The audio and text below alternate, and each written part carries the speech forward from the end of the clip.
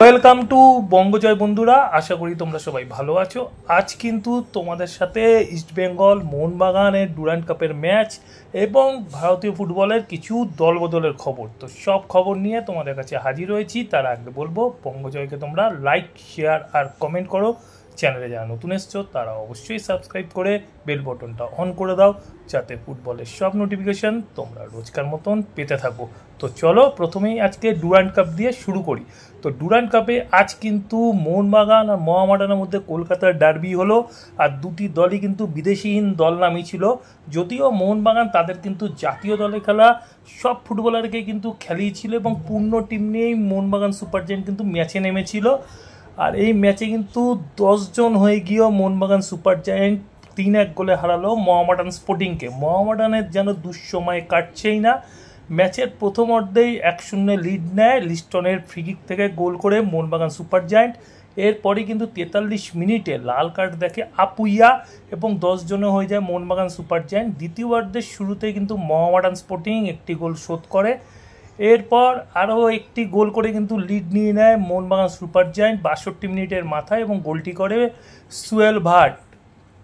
আর সেই গোল কিন্তু আসে বলা যায় লিস্টন কোলাসরির নৈপুণ্যে। তার একটি ব্যাকহিল পাস থেকে কিন্তু গোলটি করে সুয়েল ভাট। এরপর কিন্তু ম্যাচের একেবারে শেষ মুহূর্তে পেনাল্টি থেকে জয়সূচক গোলটি করেন সেই লিস্টন কোলাসো, এবং গোল করিয়ে কিন্তু আজকের ম্যাচের সেরা হলেন লিস্টন কোলাসো। এবারে আসি ট্রান্সফার নিউজের খবর। আর ট্রান্সফার নিউজের প্রথম খবরই হবে উড়িষ্যা এফসির 35 বছর বয়সী ব্রাজিলিয়ান স্ট্রাইকার ডরিয়ালটন গোমেজ। ডরিয়ালটন গোমেজ কিন্তু এবারে উড়িষ্যা এফসি ছেড়ে সই করলেন তার পুরনো দল বাংলাদেশের বসুন্ধরা কিংসে। এই ডরিয়ালটন গোমেজ কিন্তু এর আগে বাংলাদেশ ফুটবলে যথেষ্ট সফল হয়েছে, আবাহনী জার্সি গায়ে এবং বসুন্ধরা কিংসের জার্সি গায়ে। তারপরে সুপার লিগ কেরালা খেলতে কিন্তু কেরালাতে চলে আসেন এবং সুপার লিগ কেরালাতেও কিন্তু টপ স্কোরার হন, এবং সেই পারফরমেন্স দেখে কিন্তু উড়িষ্যা এফসি ডরিয়ালটন গোমেজকে নিজের দলে সই করায়।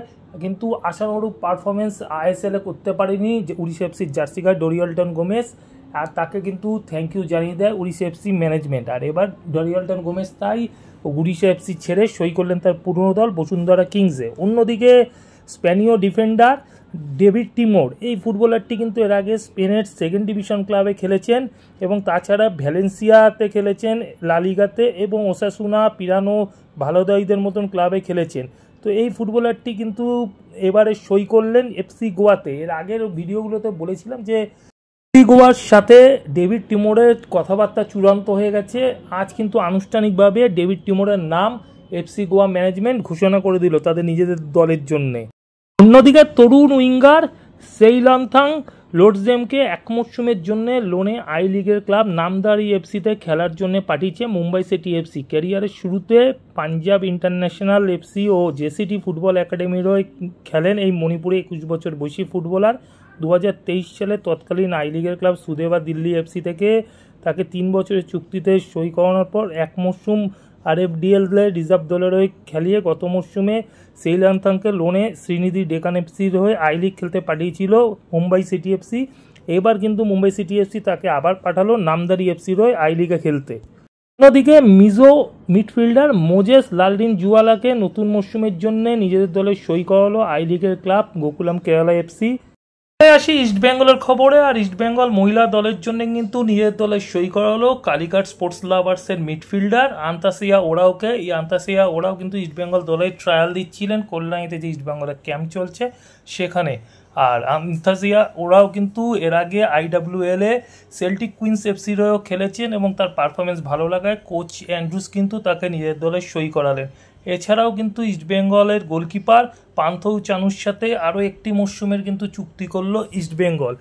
আর অন্যদিকে ইস্টবেঙ্গলে খেলতে কিন্তু উগান্ডার সুপার স্ট্রাইকার ফাজিলা ইকিয়াপুট কলকাতায় পৌঁছে গেলেন। ইস্টবেঙ্গল ক্লাবে সদ্য যোগ দেওয়া এই স্ট্রাইকার কল্যাণীতে দলের ট্রেনিং ক্যাম্পে যোগ দেবেন। আগস্টে এএফসি চ্যাম্পিয়ন্স লিগের ম্যাচ রয়েছে ইস্টবেঙ্গল ক্লাবের, আর তার জন্য কিন্তু ফাজিলাকে নিয়ে আসা হলো। এবার একটু ইস্টবেঙ্গল পুরুষ দলের খবরে আসি। আর সবথেকে খারাপ খবর যেটা বেরিয়ে এসছে তা হলো কলকাতা ডার্বিতে গোল করে হ্যামস্ট্রিংয়ে চোট পেয়ে মাঠ ছাড়তে হয়েছিল জেসিন টিকের। আর এই মুহূর্তের খবর কিন্তু জেসিন টিকেকে ডুরান্ড কাপ এবং কলকাতা লিগে পাবে না ইস্টবেঙ্গল। তার হ্যামস্ট্রিংয়ের চোট এতটাই গুরুতর যে তাকে কমপক্ষে 1 মাস মাঠের বাইরে থাকতে হবে। এটা কিন্তু ইস্টবেঙ্গলের জন্য একটা বড় ধাক্কা বলাই যেতে পারে, কেননা জেসিন টিকে এই মুহূর্তে যা ফর্মে ছিল, গোলের পর গোল করছিল এবং তার সার্ভিস না পাওয়াটা ইস্টবেঙ্গলের জন্য একটা বড় ক্ষতি। তো এখনকার মতন এই পর্যন্ত। নতুন খবর নিয়ে হাজির হব তোমাদের কাছে পরের ভিডিওতে। যাওয়ার আগে শুধু একটাই কথা বলবো, আগের ভিডিও যারা মিস করে গেছো তাদের জন্য ডেসক্রিপশন বক্সে আগের ভিডিওর লিঙ্ক দেওয়া থাকবে, লিঙ্ক ক্লিক করে তোমরা আগের ভিডিও দেখে নিতে পারো। এখনকার মতন গুড বাই, শুভরাত্রি, ভালো থেকো।